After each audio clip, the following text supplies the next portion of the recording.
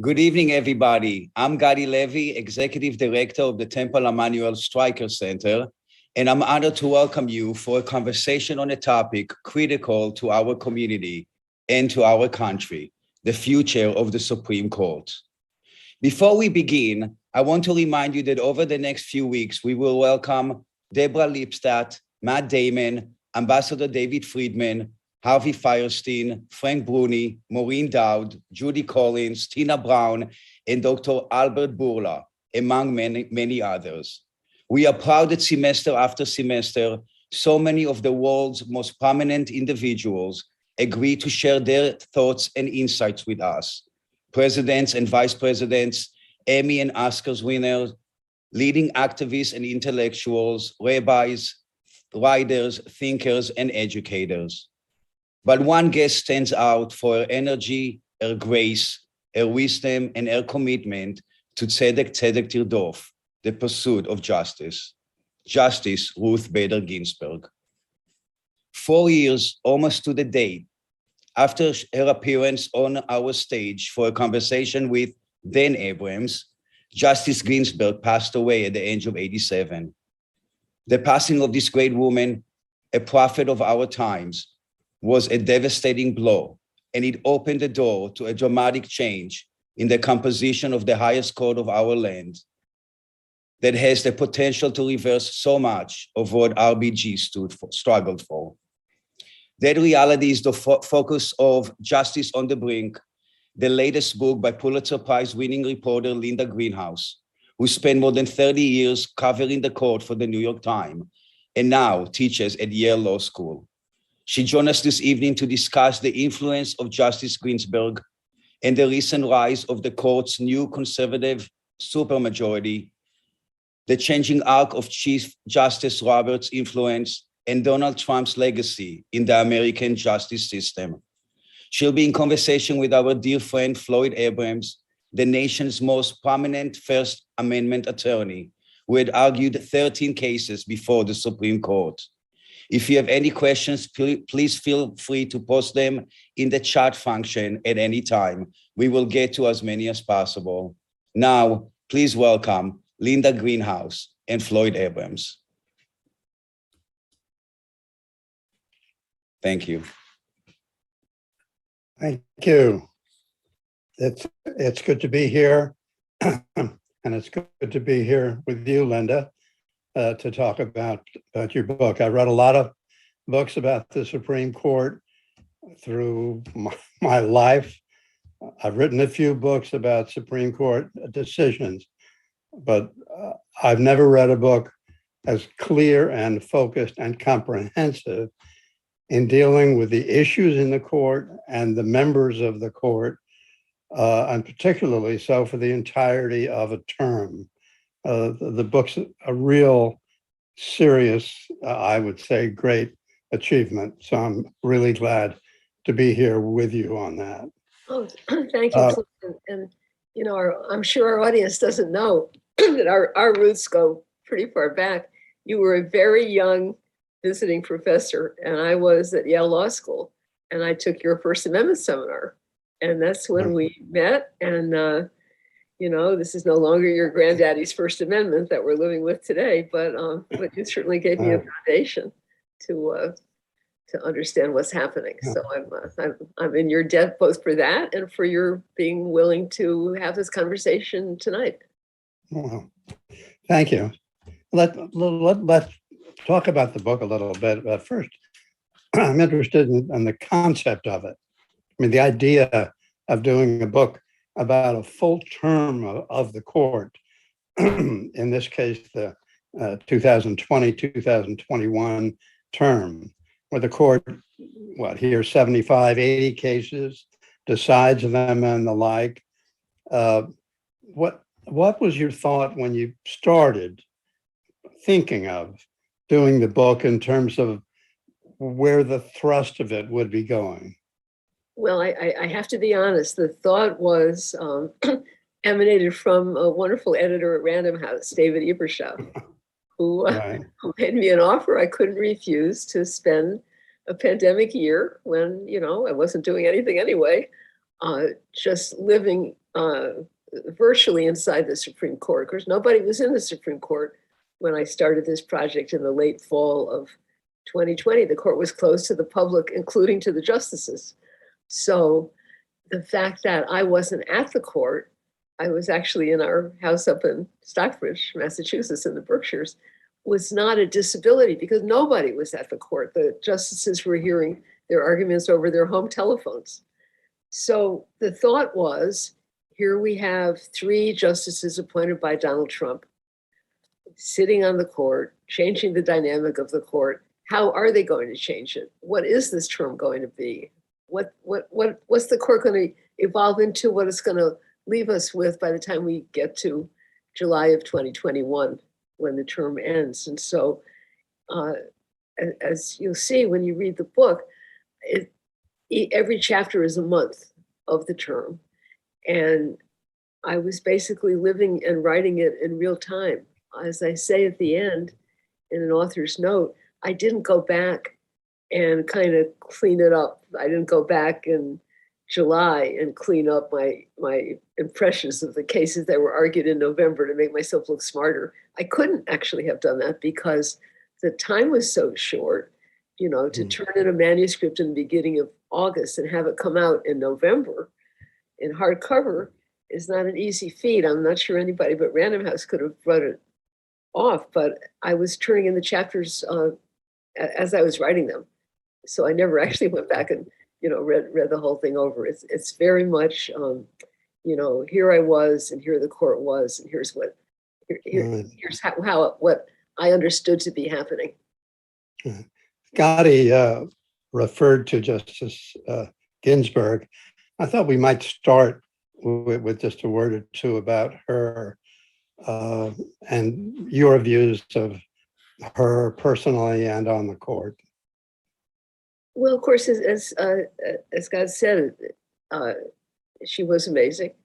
I knew her not intimately. We weren't buddies, but I certainly, watched her closely even before she came to the Supreme Court.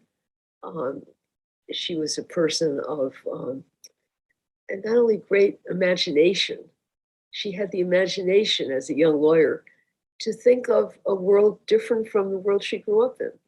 That's a gift.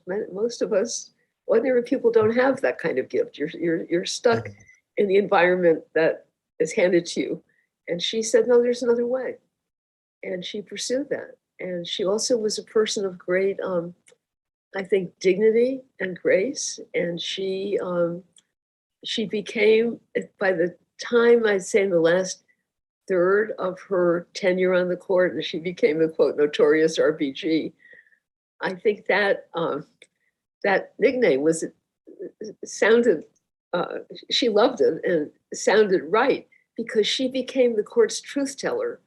When the court took quite a sharp turn to the right, although it doesn't seem like such a sharp turn compared to what's happening today, she started calling them out in irrefutably logical terms, not just rhetoric, but analysis. Her analysis of the majority's terrible opinion in the voting rights case in Shelby County in 2013, and all these cases. And so she kind of carved out a whole different role for herself in old age. And she never lost that will to do it to the very last opinions that she wrote in July of 2020, 6 weeks before she died. Last Saturday was the 49th anniversary of Roe versus Wade.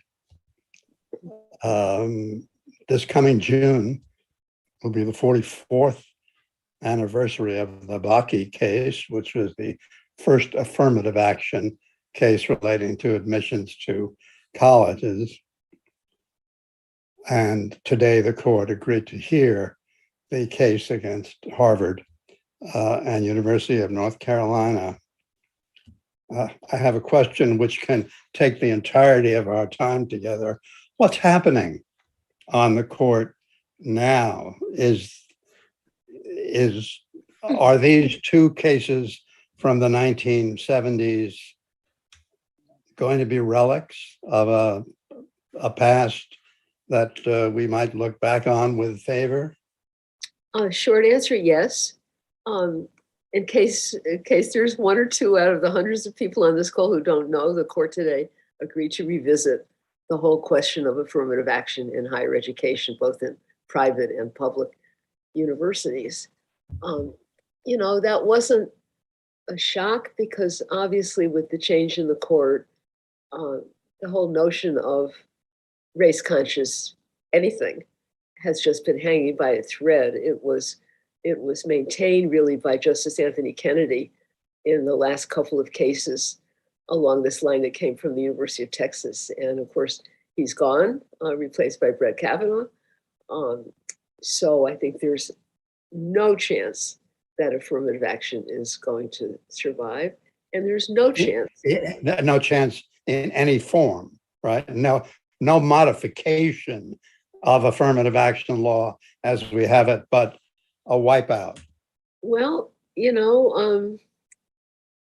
yeah, I mean, I don't want to kind of overstate things, but the only reason to have taken these two cases, the Harvard case, which has a very robust record growing out of a 15-day trial in federal district court, showing that whatever Harvard was doing was in compliance with current law. So this court wants to change current law. They're not happy with current law. And the North Carolina case never even went to an appeals court. The court today granted what's called cert before judgment, which means they allowed the plaintiffs who lost in district court to leap over the appeals court and come right to the Supreme Court. It's not unprecedented, but it's pretty unusual. So Floyd, when you said, what's happening is these people on the court that make up the 6-member majority finally have their chance. I mean, some of them are, by your lights and mine, pretty young, and they were raised on the notion that their ideological side of the street has to get control of the federal courts. And that's a long time coming. For those of us who remember the Bork battle in 1987, the Bork nomination that failed, that would have accomplished quite a lot, but that failed, and the country got Anthony Kennedy instead of Robert Bork. But now's their chance, and boy, are they hungry. Boy, are they hungry. Can I mention one other thing that happened today that I think really underscores this? And I maybe didn't even make the news, but in addition to granting the affirmative action case, the court granted a major environmental case about the meaning of the Clean Water Act when it comes to wetlands, as opposed to, oceans and lakes, wetlands. What should be the standard for regulating wetlands? And this is the court's opportunity to revisit an issue that the conservatives lost in 2006. Why did they lose it? Because Anthony Kennedy wouldn't go along with Justice Scalia, Chief Justice Roberts, who was the new Chief Justice then, Justice Thomas, Justice Alito. They couldn't hold Kennedy, and now Kennedy's gone. So these are two major things that happened today that I think show us how impatient and what a raging appetite this crowd has to get their hands on the law.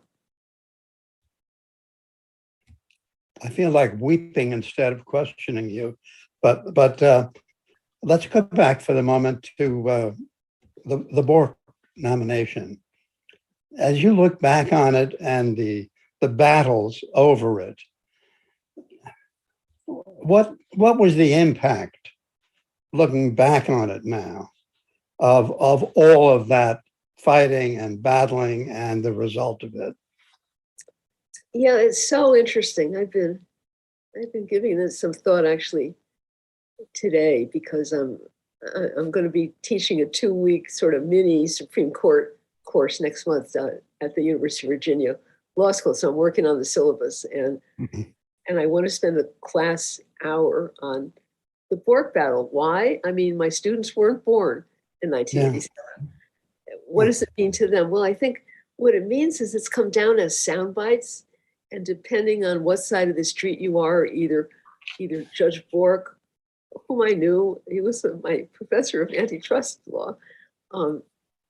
He was unfairly, quote, borked, treated very unfairly by those who opposed his nomination, or on the other hand, the nomination was a great consequential constitutional conversation about what's the mainstream, what's our understanding of the Constitution, that ended up with a decision that Robert Bork was out of the mainstream and didn't merit confirmation to the Supreme Court. So those are the two opposing poles. And, you say, what's the impact? So for years I maintained, and I've taught this material repeatedly, for years I maintained that the Bork battle mattered greatly because it established the mainstream. It established that, for instance, the right to privacy, which Judge Bork disagreed with, is part of the foundation of our notion of due process, and couldn't be lightly erased on the ground that, oh, it's not part of the original understanding, that kind of thing. It established the mainstream. And, now I'm not so sure, because I actually think everything is up for grabs. So I think when you say, what was the impact? I think the impact was it put off for a generation, from 1987 until 2022, a kind of a reckoning. We've all been dealing with this fascinating and seriously important racial reckoning in the last couple of years. I think we're going to be reckoning with a very different view of the role of the court, the meaning of the Constitution, the role of the government. That was the vaccine case a few days ago. What is the role of the government to protect public health? There's nothing that's not up for grabs right now. I was down in Wilmington, one of the lawyers, advising Senator Biden in preparation for the Bork hearings.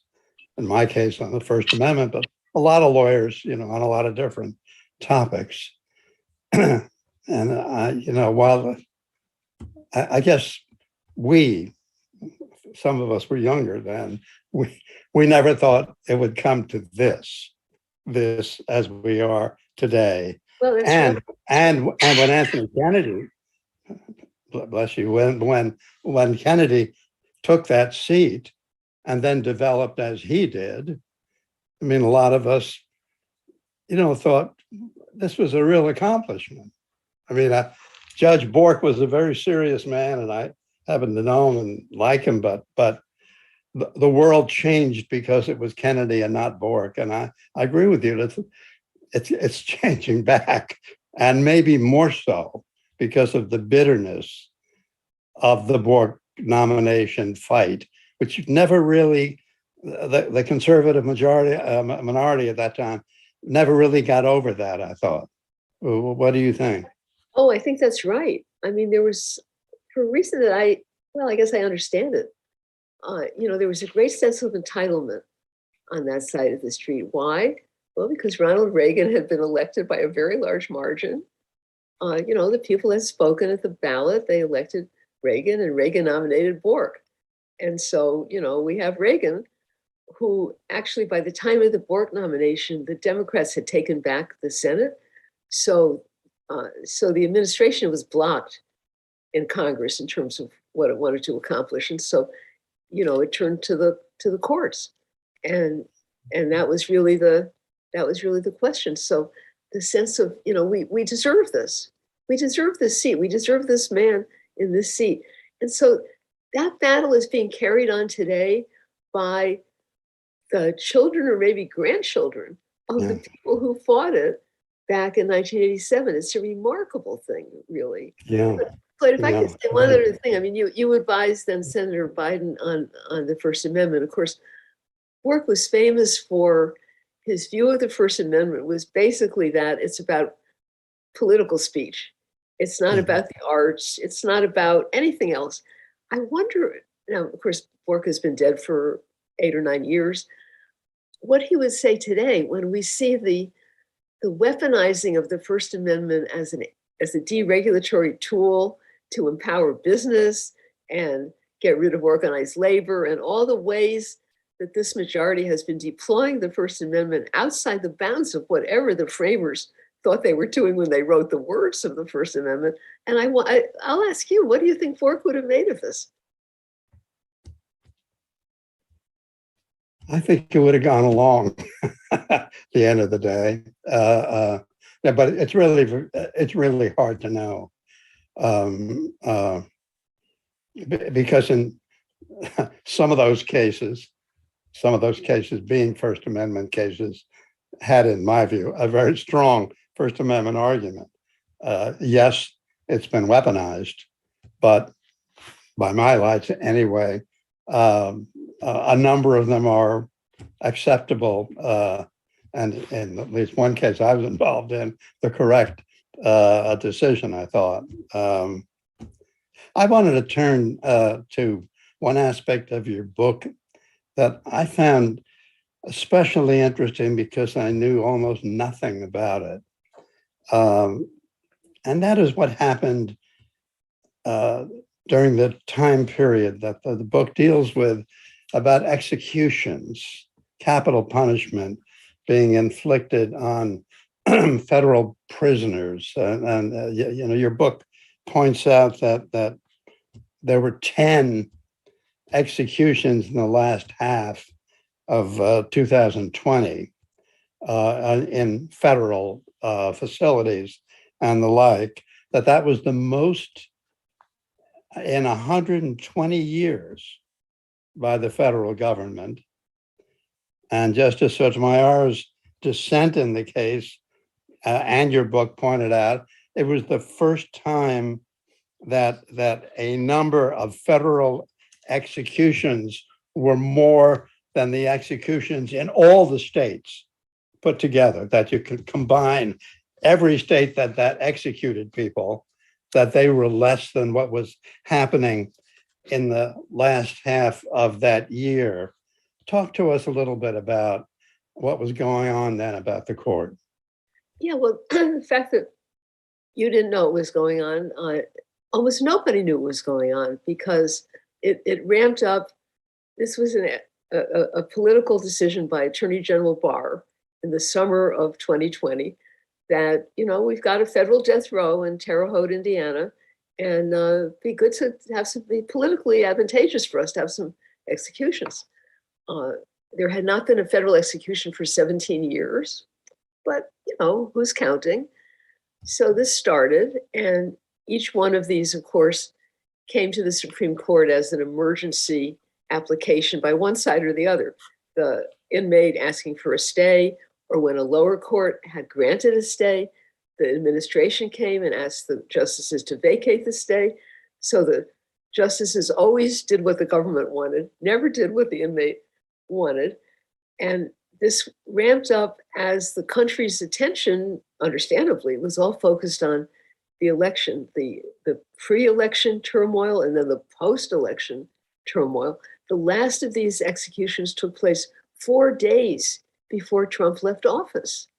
And it had been, the dates are in the book, but the last time a defeated incumbent president had ordered executions was, way beyond memory.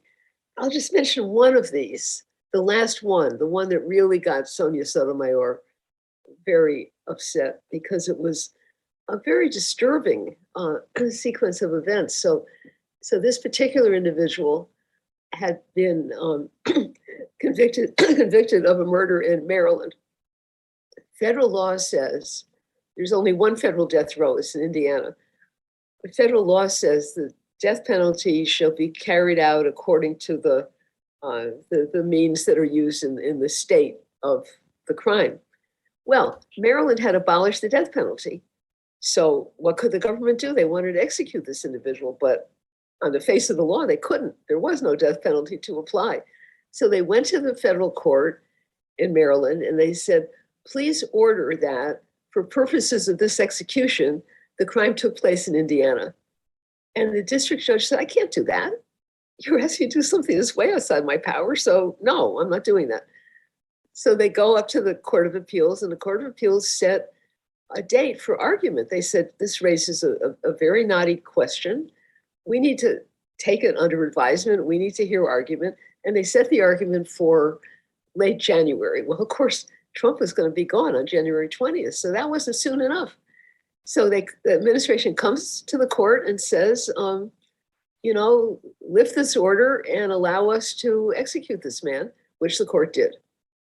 And that's when Justice Sotomayor wrote a dissenting opinion that was swept in all of these. There were 13 of them starting in July.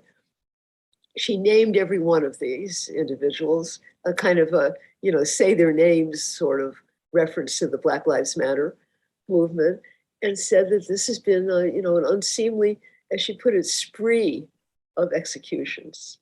And, did the public notice? I don't think so.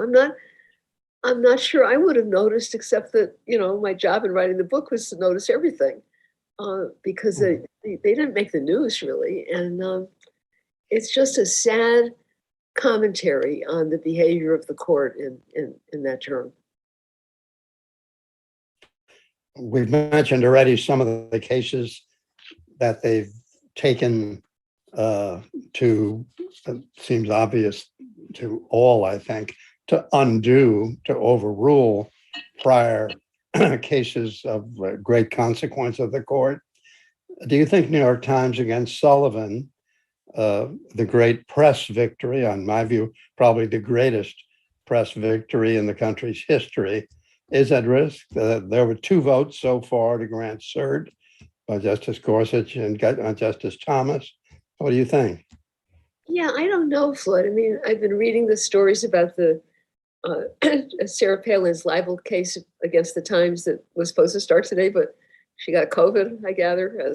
She has COVID, and the trial judge said, and she was, she was not vaccinated.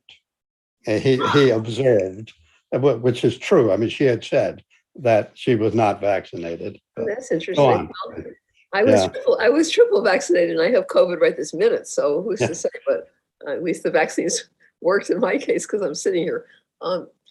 So anyway, that I read all the commentary about that trial, and a lot of speculation along the lines that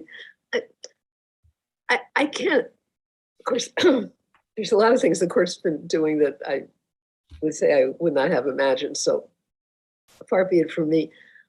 I think what's more at risk than New York Times Sullivan itself is the broader definitions of public figure that came from the cases the court decided subsequent to New York Times Sullivan. I think, I mean, you're the expert, I feel. Yeah. No, I think you're right on that. And indeed, Justice Kagan, when she was a professor, wrote an article suggesting that might be appropriate at some point down the road. Talk to us a little bit about, I'm skipping around on purpose here, just your book talks about so many interesting things. The role of the Federalist Society. They're talked about a lot. I'm just interested in your take. Yeah, well, I mean, you have to sort of, in a way, give hats off to the Federalist Society because they had a mission back when it was founded in the beginning of the Reagan administration by a group of disaffected law students who felt that their worldview was not being adequately represented in the faculties of the law schools they were attending, one of which was Yale. And their goal was to cultivate, nurture the next generation of conservative lawyers and judges and justices. And boy, have they achieved that goal. I mean, that, you can't take that away from them or from the conservative foundations who generously fund them. And, it's a very smart group. So the first chapter of my book is called The Chosen One. And the chosen one, of course, is Amy Coney Barrett. And she's an example of this cultivation. She actually was not a member of the Federalist Society when she was at law school at Notre Dame, as I understand it. But she was identified by people who were affiliated with the Federalist Society as a rising star. And she got one clerkship and then a clerkship with Justice Scalia, and then a fellowship where she could spend time working on her academic credentials and, you know, a job talk paper that she could get herself a tenure track job at a law school. And that was all underwritten by a conservative foundation. And then when she was teaching at Notre Dame, she was on the Federalist Society talk circuit, a very popular speaker. She traveled around the country giving talks about originalism and, you know, things like that. So she's, you know, she's just a prime example. And I don't believe, you know, Donald Trump had more than 200 appointments to the federal courts, more than 200. And I think this is accurate.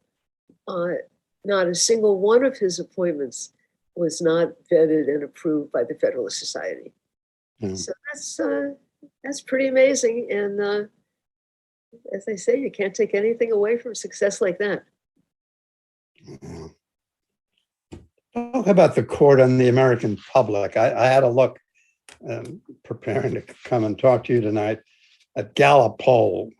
They say that that the court has right now the lowest approval rate in this century, 53% negative, 40% affirmative.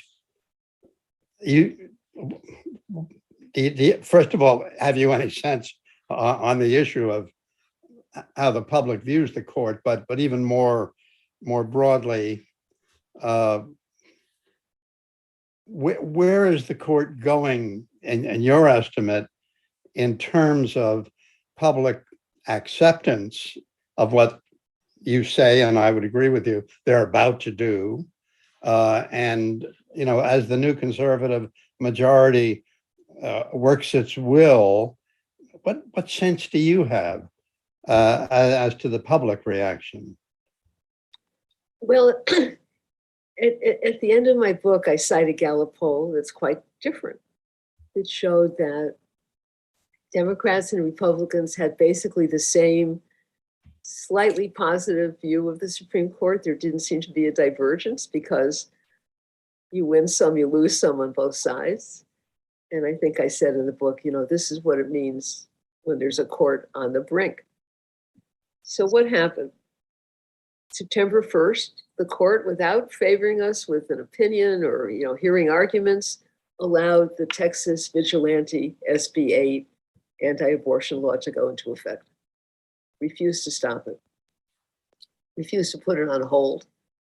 And at that point, public approval of the court plummeted down to the 40% level that you cited. Now, you know, as I've been saying to people, correlation is not causation. So I can't sit here and say that's because people disapproved of what they did in the SBA case, but it's hard to think it's disconnected because it was so dramatic in exactly the same time frame. And, you know, now since September, and now we're in the second half of January, we have the second most populous state in the country where it's an abortion-free zone. I mean, that's astonishing in 2022. So, you know, I think it's got people's attention, which is unusual. Usually the court doesn't have people's attention. Christina Rodriguez, a professor at Yale, has the lead article in the Harvard Law Review, which she calls regime change. And what she's saying is, you know, in 2020, the public elected by a margin of millions, a Democratic president, not such a big margin, a Democratic Senate. The public expects something from the federal government. And at the same time, we now have this court that's going in the opposite direction. So this is a disjuncture of regimes, the pro-government regime of the Biden administration, and you might say the anti-government regime that gave us the vaccine decision 2 weeks ago. It's a very unusual juncture. You know, it reminds us of the FDR's fights over the New Deal in the early to mid 30s. It's a danger zone for the court, I think. But you know, they all have their life tenure. So what can anybody do about it? It's a very fascinating moment. Well, what do you think about apropos what you just said, well, what do you think about all of the proposals for, quote, reform, unquote, of the court? Reform, if the Democrats had the votes, to expand the court, to do this, to do that. Have you followed that discussion and debate? Oh, sure, I followed it. Some of these would make people feel better, but they wouldn't accomplish very much. I mean, the term limits issue. Do I think we ought to get rid of life tenure? Actually, yes, net, I do. I mean, it's an outlier of a system, both in the world and in the country. If you look at the states and how they handle their state Supreme Courts, there's only one state, Rhode Island, that has life tenure. But that wouldn't solve our problem because nobody's going to get rid of the tenure of the incumbents, right? That's down the road. Adding justices to the court, I think I don't have a settled view on it, but I don't think it's a panacea, because if the Democrats lose the Senate and lose the White House, the other side gets to add its couple of justices, and then kind of where are you? So I haven't been, gripped by the efficacy of these ideas, although I think they're serious ideas. And I think what's good about them is they prompted some serious Supreme Court talk. And I think anytime people pay more attention to the court than they usually do, that's a good thing. But that makes me come back to my earlier question about public opinion. At least I think of the Chief Justice as caring a lot about the public's view of the court. But I mean, do you share that view? Do the other members of the court, in your view, care? I mean, of course they care that they'd like to be liked, but I don't mean that. Do you think it has any impact long run? Well, I'll say a couple of things. I mean, for one thing, I never like to go beyond my actual knowledge, so I don't really know what their thoughts are. But I think in terms of the Chief Justice, I think we in the progressive community have had a tendency to project onto him our hopes and fears, thinking that surely he sees what a problem the court has, and surely he's going to respond accordingly. I don't know if that's true. This is the man who wrote Shelby County, the terrible voting rights case in 2013. It has his name on it. And, I don't see a lot of evidence for the Chief Justice John Roberts, who's trying to hold things together. I mean, you could find some evidence. He was with the liberals on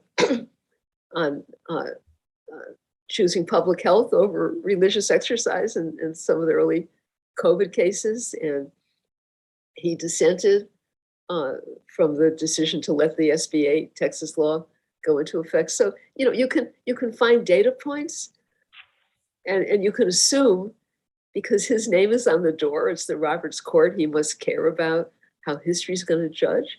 But he's got his priors also. And as I say in the book, one of them is race. One of them is getting the government out of counting people by race or having race conscious policies. I think he's totally on board with getting rid of affirmative action. Another is religion. He's really a prime mover in increasing space for the free exercise clause to the effacement of the establishment clause, right? Breaking down that wall of separation. He's fully on board with that. So, I think this group cares more about getting done what they want to get done.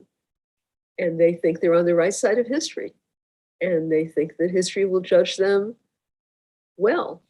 They just see things, probably differently than you and I do. But I think we have to sort of take that as part of the package.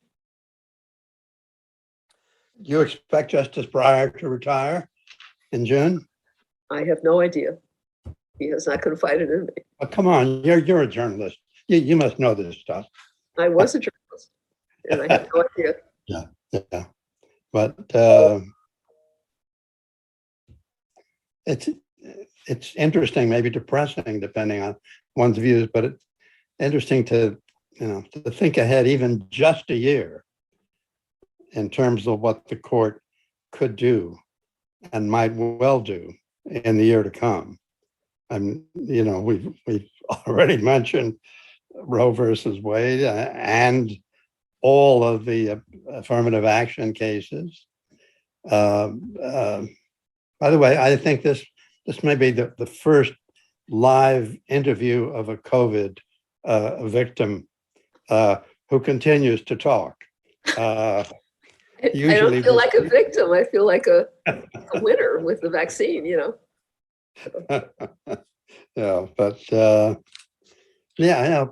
but it is a fraught time. It's a special time, and for those of us that would be disturbed for the country if there were these major changes, it's a distressing time as we look ahead and try to predict based on what we think we know.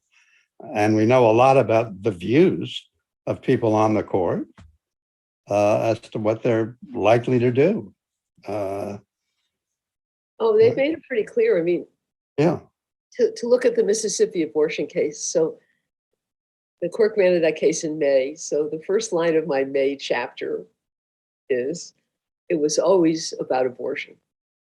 And the court had the petition from Mississippi to review its 15-week abortion ban, which of course the lower court has struck down. They had to strike it down because it's obviously unconstitutional under current law. Court kicked that case around for weeks and weeks and weeks, I think, deciding how far they wanted to go with it, what it was they wanted to decide. They finally granted it in May. And the only reason to grant it was because they want to change the law, because under the law it's clear that before fetal viability, a woman has an absolute right to terminate a pregnancy. There's not a shadow of a doubt that that's what the current law says. So the only reason to take this case was to change it. So the question is, what are they going to change it to? Are they going to say there's not a right to abortion at any time? Or are they going to say, well, 15 weeks? But see, once, my view has been from the beginning of this case, that once they breach that wall of viability, protecting the right, there's no stopping point. There's no logical stopping point. Mississippi is 15 weeks. Why not 10 weeks? Why not? Texas is 6 weeks. Why not 6 weeks? There's some states that are trying to have 0 weeks. Why not 0 weeks? In other words, as you know from having argued all those cases, one question that a justice will always ask and a decent lawyer will always be prepared to answer is, counsel, what's your limiting principle? Right? Am I right about that? What's your limiting principle? Yeah. What's the limiting principle if you get rid of viability?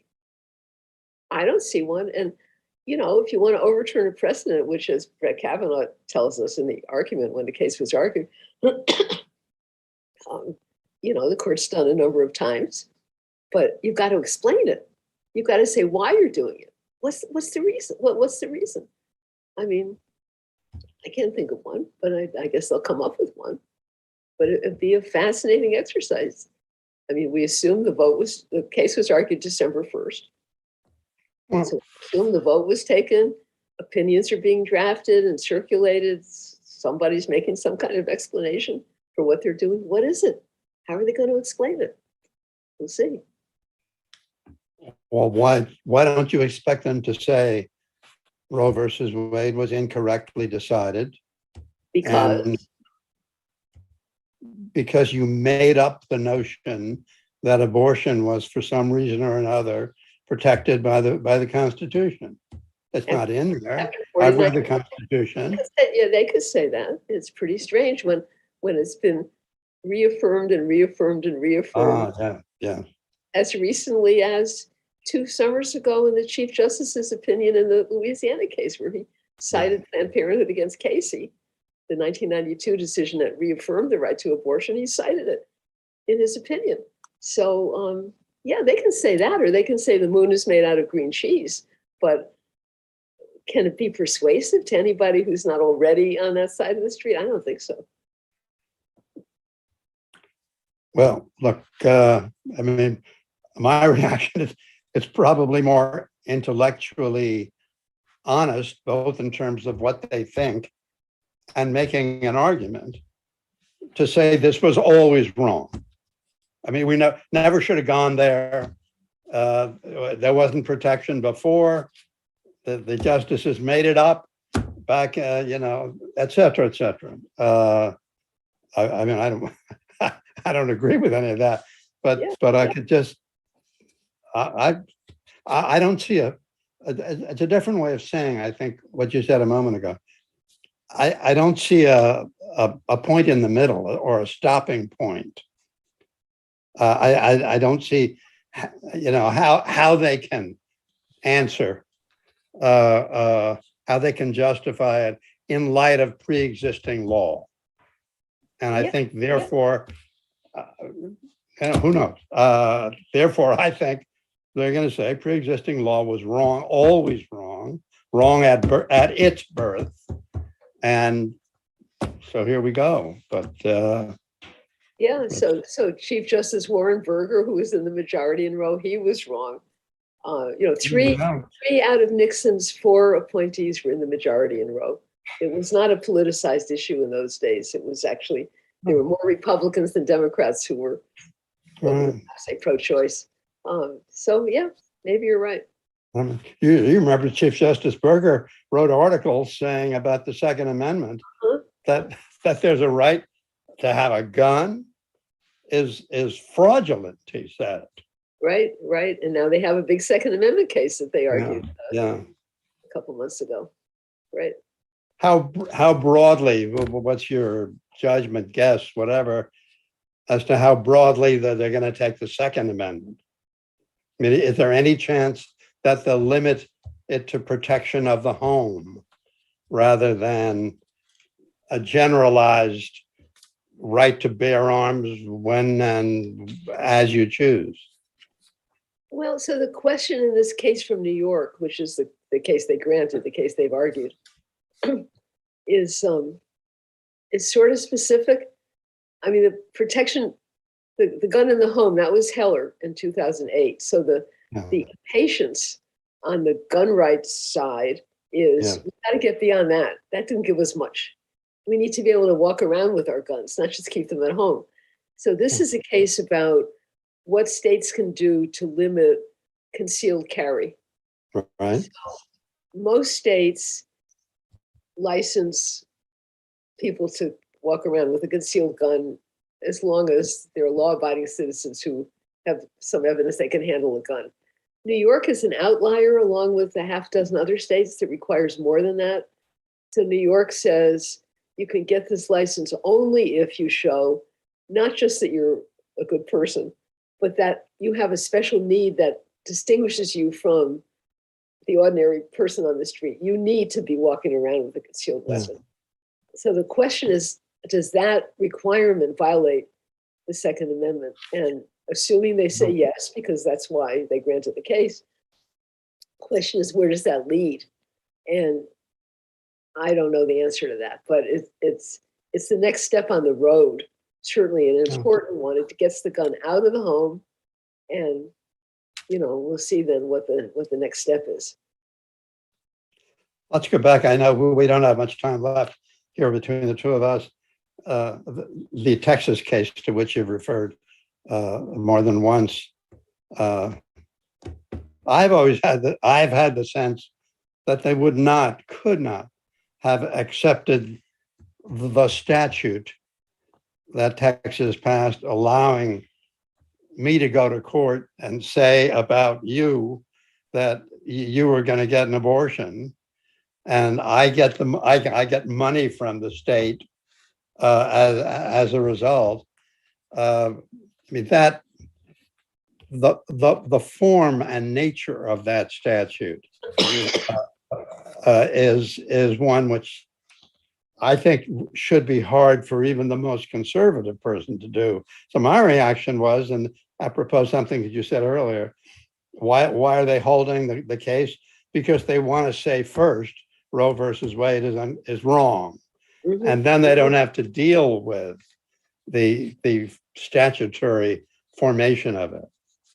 I think that's right. And I think Sonia Sotomayor called them out on it in a dissenting opinion 3 or 4 days ago when the court, just to catch people up briefly. So the court heard a version of the Texas case and decided a version of it and said that the lawsuits in Texas state court, that the lawsuit in federal district court in Texas can go ahead because actually you can sue the state medical licensing officials who would be the ones to enforce the law. So you found somebody you can sue. The whole Texas scheme was if there's nobody you can sue, nobody can challenge the law. But the Supreme Court said you can sue these individuals. It goes back to the Fifth Circuit, very conservative federal appeals court. They keep hold of it. They don't send it back to the district judge. And they say, we're going to send it over to the Texas Supreme Court, and we'll see as a matter of state law whether these individuals actually have this responsibility. Well, that kicks it so far down the road that you're right. The court will have decided the Mississippi case by the time we ever hear another peep about SB 8. And Sonia Sotomayor, in her dissenting opinion, said, this is the game that's afoot. And this is absolutely intolerable, which it is, but it's done. They wouldn't overturn what the Fifth Circuit did in kicking it back to the state court. So it's just a horrible mess. It's unbelievable. Last few questions, because I think the guys are coming for us. I think the audience might be interested in a little bit more about you. What do you teach at Yale? Where do you live in New Haven? Things like that. Well, so I came. What is your course? I started teaching at Yale. What is your course cover? I started teaching at Yale in 2009. I've taught a whole bunch of things, actually. What I'm currently teaching is our Supreme Court clinic, where the students actually work on real cases and represent real clients before the court. I don't do that personally. We have expert Supreme Court practitioners who join us every week and who actually present our cases, argue our cases. So that's a pretty exciting venture. And what I've taught most often is kind of you might say, a basic Supreme Court course. It's called the Institutional Supreme Court. So it's not constitutional law, it's how the court operates. And, you know, I think everybody who teaches along these lines is having a bit of a crisis right now because what do you say? The court's not acting the way the court used to act. So I've got to figure that out. I've got to figure that out pretty quickly. Well, tough stuff.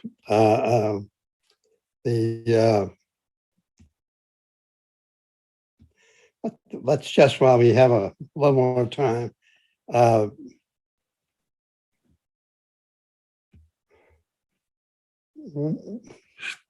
I'm thinking of the the movement of the court in a more conservative direction before. What I really am interested in, what was the sort of tip point in your view? If it was before we had 3 appointments of President Trump, when it became a definably conservative court? I think it was Justice O'Connor's retirement in January of 2006. She was replaced by Justice Alito. And it was at that point that Ruth Bader Ginsburg started becoming the notorious RBG when she started calling out the court that term. And that was a very consequential switch of Alito in for O'Connor. Mm-hmm. Which of the justices that you've observed through the years, have you found sort of most intellectually persuasive? When you think back over your 40 years of both covering and writing about the court, who comes to mind? Or I mean, you can name a few, but who are the jurists that come to mind who were just really impressive in what they were doing? Oh, Floyd, If that's an answerable. I've stayed away from these. Okay, all right. Well, let's go away then. Who do you like better, your son or your daughter? I don't even know what my own answer would have been. But no, fine. So I'm looking at a lot of thoughts I've had in thinking about having you here. What do you think? I want to turn to the journalistic side now. Do you think that there's a strong case that can be made that journalistic behavior, conduct in their writing, et cetera, has changed for the worse in a way which could justify the court in saying, in effect, you're really not entitled to this super level of legal protection that you might have thought that you had because of some of the decisions we've reached. Some of the language in Judge Silverman's rant at the press, but I don't mean that. I mean, there is always an ongoing debate about the performance of the press.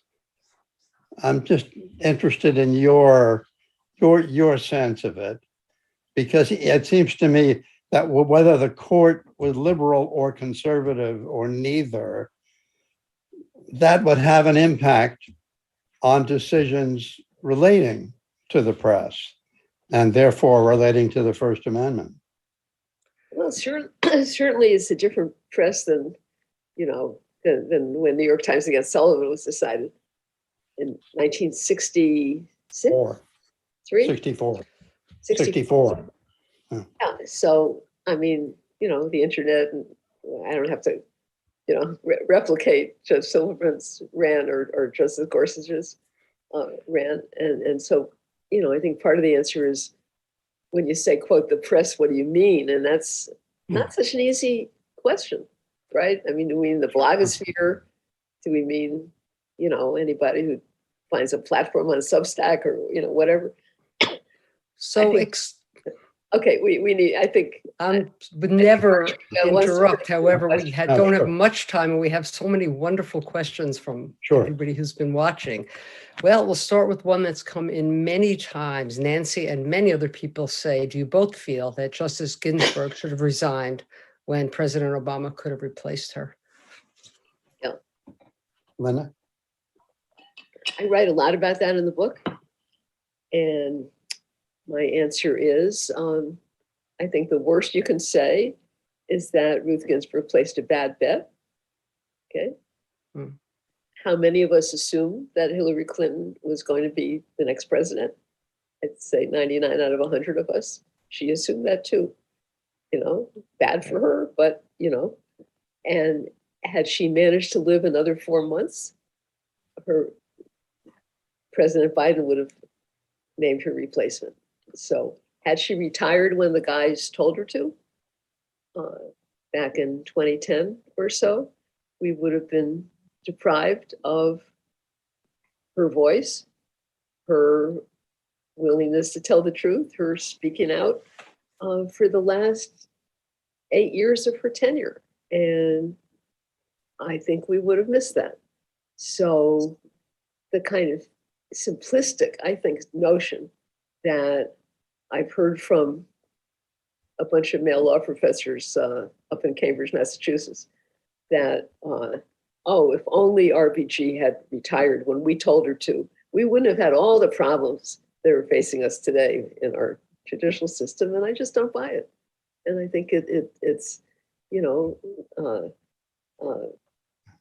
ladening on her a much more systemic, you know, if only President Obama had managed to get Merrick Garland confirmed, if only Mitch McConnell had behaved according to norms, if only. And how come it's if only Ruth Ginsburg had done what we told her and left the court? So that's my answer. Very, very, very good answer. Jean would like to know, can you comment on Bush versus Gore? Can I comment on it? Yeah. Well, not really beyond the obvious. I'm not sure what the question was. Okay, so. One would of you my like to comments would be, boy, Yes. that seemed like a long time ago. Yeah, That's But it was a bad decision. the comment. Well, That's switching the comment. topics, Robert would like to know, what do you think are the chances that the Supreme Court will overturn New York Times versus Sullivan? Are there any cases bubbling up through the courts that might prompt the Supreme Court to take another look at libel law? I think there are some. Floyd would know more than I do. They're not, the court hasn't taken such a case, but I think there are some in the pipeline because there's a little industry out there that would like this to happen. So anytime that happens, anytime people feel on you know, the left or the right side of the street feel that there's a receptivity at the court, that's why justices speak out. They invite cases, and so I'm sure there will be one or more. I do think there's sort of an exquisite irony about the fact that right now, the most significant, I believe, libel litigations in the country and the most threatening to the press are aimed at Fox News and at other conservative entities with respect to things that they said, particularly about Dominion and Smartmatic, who made these election machines, etc. And that they are in desperate need of New York Times against Sullivan, and quite properly use the case as best they can to defend their behavior and to seek to avoid liability. So I mean, on that level, I mean, if there was a case that I thought might get to the Supreme Court in this area, it would be, you know, some cataclysmic judgment owed but not given because of New York Times against Sullivan. But it's just striking that, but by chance, it's the conservative side now on a number of these really large cases arising out of the election, which need and are quite properly citing to and relying on New York Times against Sullivan. All right, on another issue, Sandy would like to know, in Bob Woodward's book, The Brethren, he described the process of justices circulating draft opinions for their colleagues' review. Is that still used? Oh, definitely. Yes, because if you've been assigned to write a majority opinion, good for you. But unless you get 4 people to go along with you, you don't have anything. So yes, opinions, whether intended to be the majority or intended in dissent, maybe could change somebody's mind, are circulating all the time. Absolutely, yes. All right, let's go through these questions. Several people would like to know your thoughts on conflict of interest when it comes to the family of justices and their possible involvement in cases. You know, it's hard to answer that as a generality. So, you know, I read Jay Mayer's fascinating piece in the New Yorker about Ginny Thomas, Clarence Thomas's wife. Well, that's what they're referring to, yes. So, you know, just her involvement as a serious activist with right-wing causes and some involvement with, you know, organizations who end up filing amicus briefs and so on. Is that a actual conflict, or does it just look a little sketchy? I mean, I'm not an expert on judicial ethics. I think it's very much worth the kind of exposure that the New Yorker gave it. And Jane Mayer quotes, serious experts talking about it in that article. These days when when we assume there are two career couples and not just the justice's wife, always the wife, home serving tea, there's going to be complications, and justices, offspring too have major law jobs and so on. So these are not easy questions, and I don't think there are clear answers, certainly not in the abstract. Well, Agreed. I think, anything else to add to that?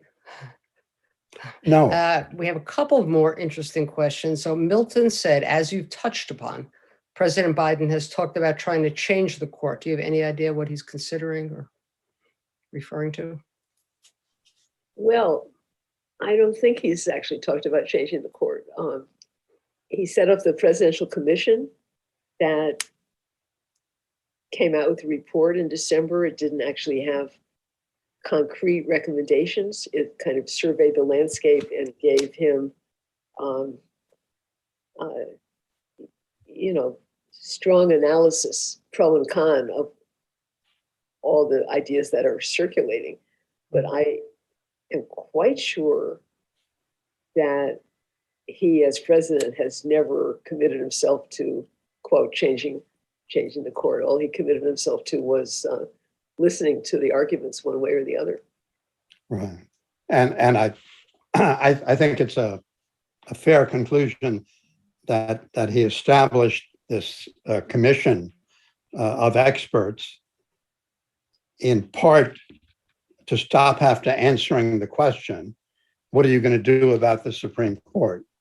I mean, there's not a lot you can do that is not, I'm trying to resist the word radical because I don't mean it as an accusation, but making the terms of members of the court 18 years, I think is a very serious suggestion. I don't think, we're anywhere near there in terms of support. And I doubt that there would be a great deal of support, at least, the Congress that we have now. The president can't do it, period. He does not have the power. But could there be legislation which addresses some of the issues which have been raised? Yes, but it's certainly not going to happen in this country where the Democrats and Republicans are, or put it the other way, where there's polling data about how many people think we're going to have a civil war. Yeah. Let me find a couple of more good questions. Well, let's see. Somebody asked this question. Karen wanted to know, there was some talk about Justice Gorsuch not wearing a mask. Was that actually accurate or refuted? No, it's totally true. Yes. He's sitting on the bench. He's the only unmasked person on the bench. And as a result, his seatmate, Sonia Sotomayor, is working from her chambers because she doesn't want to have to sit next to him or be in his company. I have no comment. That's interesting. Weird. Yes, that is. Well, let me just find the one last question. There's been so many that come in. Well, Peter would like to know, can Congress, well, no, actually, I'm so sorry. We spoke about that. Last question. Mimi said, what about Jacobson v. Massachusetts? Well, in 1905, well, that ended smallpox in the country. And that was a state statute. Interesting. Jacobson. Yeah. It was actually hard for me to read. I had to lean forward. Well, I would like to thank unless you have further comments, I think we will say thank you to our audience and to our panelists, Floyd and Linda. I think everybody could listen to both of you speak for a long time. It was fascinating. Any closing or final thoughts? I just wish, Linda, that you would go home and rest and get better. Thank you. But it's good to see you again. And thanks for having me and letting me showcase the book. So Absolutely. And also thank you for coming here when you're not feeling that well, but it's good to know that your case was just very minor due to your triple vaxxed status. great. Okay. Okay, thank you, everybody. And everyone, please join us again at our future events. Take a look at our website. Good night. Thank you.